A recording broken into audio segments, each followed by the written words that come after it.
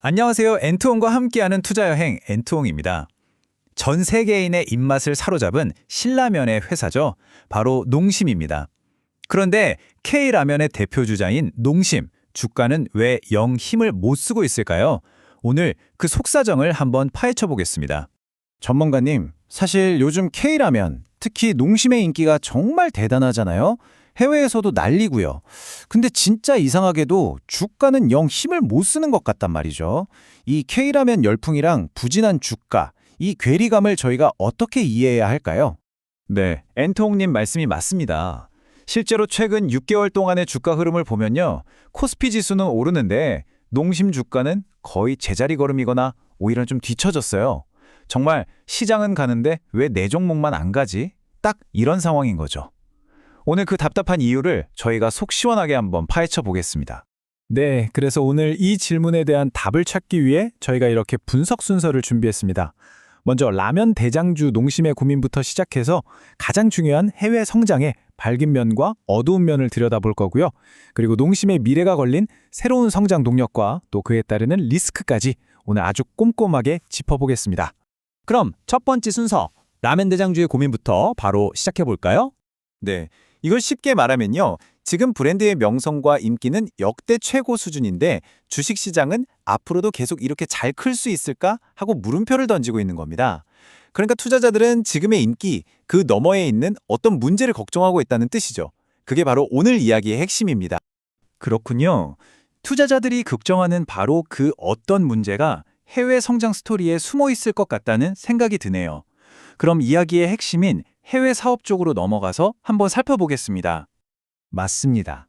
농심의 해외 실적을 딱 들여다보면 빛과 그림자가 아주 명확하게 갈려요. 한쪽에서는 정말 눈부신 성과가 보이는데 다른 한쪽에서는 좀 걱정스러운 그림자가 드리워지고 있거든요. 자, 먼저 긍정적인 쪽, 빛부터 한번 보시죠. 유안타증권 리포트를 보면 아시아 시장이 아주 뜨겁습니다. 특히 베트남에서는 25년 4분기 매출이 무려 24.3%나 급증했고요. 일본이나 호주에서도 아주 탄탄하게 두 자릿수 성장을 이어가고 있습니다. 그런데 말이죠. 그림자 쪽을 보면 이야기가 확 달라집니다. 바로 가장 중요한 시장인 북미인데요. 같은 기간에 미국 시장 성장률은 고작 4.4%에 그쳤습니다. 아시아의 폭발적인 성장세랑 비교하면 확연히 기세가 꺾인 수치죠. 와, 4.4%라. 물론 성장을 하긴 했지만 아시아랑 비교하니 정말 아쉽네요. 그럼 이걸 두고 미국에서 K라면 인기가 이제 좀 식었다 이렇게 봐야 하는 신호일까요? 그건 아닙니다. 인기가 식었다기보다는 시장 환경이 확 바뀌었다고 보는 게 더 정확합니다. 유안타증권 분석을 보면요. 미국 시장에 경쟁자들이 워낙 많아진 거예요. 그래서 농심이 시장 점유율을 지키기 위해서 프로모션, 그러니까 할인 행사를 예전보다 훨씬 많이 할 수밖에 없었던 거죠. 결국 돈은 더 썼는데 성장률은 제한된 그런 상황입니다. 경쟁이 너무 치열해지니까 마케팅 비용 부담이 확 터졌군요. 그렇다면 농심 입장에서는 좀 둔화되는 북미 시장을 대체할 새로운 돌파구가 꼭 필요하겠네요? 네, 바로 그 돌파구가 유럽입니다. 농심은 이제 북미 다음 타자로 유럽 시장을 제대로 공략하려고 하고 있어요. 여러 증권사 리포트를 종합해 보면 이미 작년 3월에 네덜란드 법인을 세우면서 구체적인 계획이 시작됐습니다. 이 네덜란드 법인을 거점으로 유럽 전역의 통합 마케팅을 펼치고 특히 2020년 4분기에 부산 녹산에 수출 전용 공장이 딱 완공되면 그야말로 날개를 달게 되는 거죠. 그렇게 되면 2020년 유럽 매출은 1276억 원까지 크게 성장할 것으로 기대하고 있습니다. 유럽이라는 새로운 성장 스토리는 정말 기대가 되네요. 하지만 이렇게 큰 전략적 방향을 바꾸는 데에는 분명히 리스크가 따를 것 같은데 투자자들이 좀 주의 깊게 봐야 할 부분은 뭐가 있을까요? 역시 가장 큰 리스크는 비용 문제입니다. 하나투자증권 리포트에서 한국보다 낮아진 북미 마진이라는 아주 뼈아픈 지적을 했는데요.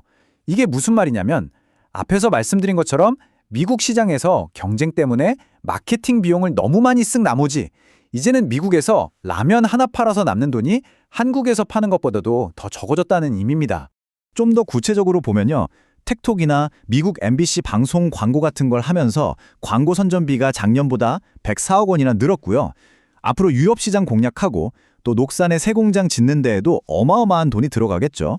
바로 이런 비용 부담 때문에 단기적으로는 수익성이 계속 나빠질 수 있다는 점, 이게 바로 시장이 우려하는 가장 큰 리스크입니다.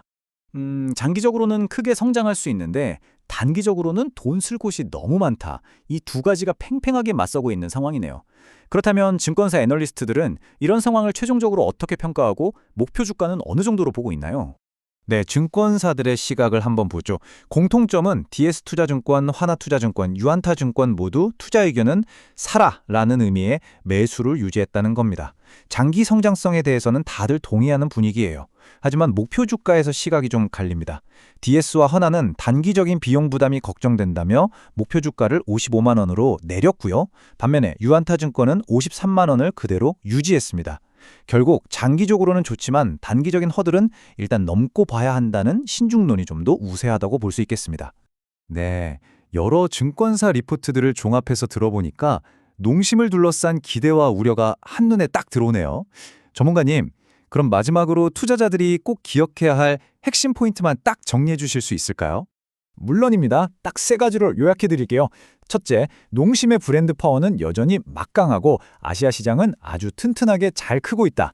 둘째, 하지만 가장 큰 시장인 북미의 성장이 주춤하고 마케팅 비용이 늘어나는 단기적인 숙제를 안고 있다. 그리고 마지막 셋째, 이 숙제를 풀기 위해서 유럽이라는 새로운 성장 카드를 꺼내들고 장기적인 피봇, 즉 전략의 중심축을 옮기려 하고 있다. 이 세 가지로 정리할 수 있겠습니다. 네, 정말 명쾌한 정리 감사합니다. 오늘 농심에 대해서 아주 깊이 있게 분석해 봤는데요. 이 설명을 들으신 여러분은 농심이라는 종목 어떻게 보시나요? 댓글로 여러분의 자유로운 의견을 남겨주시고요. 오늘 내용이 도움이 되셨다면 좋아요와 구독도 잊지 말아주세요. 결국 농심 투자의 핵심은 이 질문에 대한 답에 달려 있습니다. 단기적인 비용 압박과 수익성 둔화를 견뎌내고 유럽이라는 새로운 성장 스토리가 현실이 될 때까지 기다릴 수 있을 것인가? 이 질문에 대한 답은 결국 투자자 여러분 각자의 몫일 겁니다. 오늘 저희가 준비한 내용은 여기까지입니다. 본 분석은 정보 제공을 위한 것이며 모든 투자에 대한 최종적인 판단과 그 책임은 시청자 여러분께 있다는 점 다시 한번 말씀드립니다. 시청해주셔서 감사합니다.